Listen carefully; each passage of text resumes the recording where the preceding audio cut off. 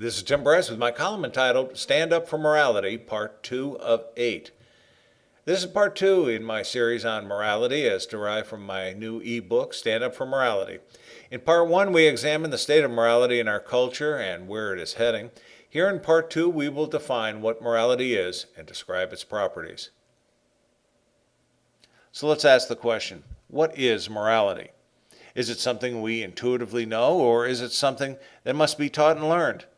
Unfortunately, morality is not a subject commonly discussed anymore, particularly at the dinner table, office, or just about anywhere. Does morality mean following the letter of the law? What if the law is immoral? Is morality political correctness? Well, somewhat. Is morality synonymous with religion?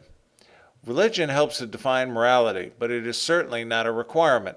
For example, I've personally met people who avidly attend church and can quote chapter and verse, but I personally consider immoral, particularly in their business affairs. Is it possible for atheists or agnostics to be moral? If they've been taught to respect the rights of others and observe the rules of the land, why not? And how does morality differ from ethics?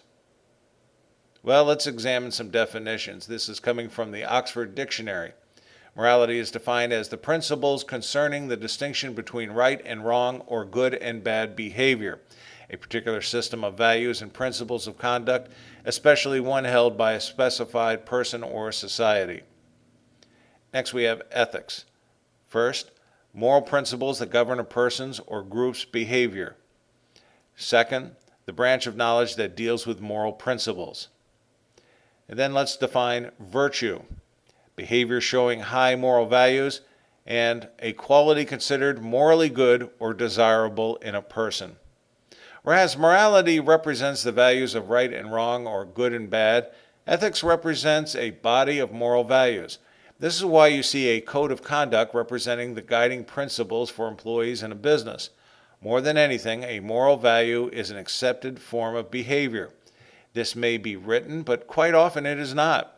To illustrate, there is a multitude of laws, rules, and regulations for operating an automobile, be it pertaining to traffic lights and signs, observing speed limits, parking, and so on. However, there are other rules that are not documented, such as allowing another motorist to pass you on the highway, to enter traffic in clogged intersections, to dispense with the use of a cell phone in heavy traffic, and so on.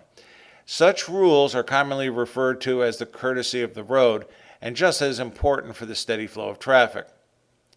Morality is a collective concept which defines us as a culture. It refers to a code of conduct that applies to all who can understand it and can cover their behavior by it.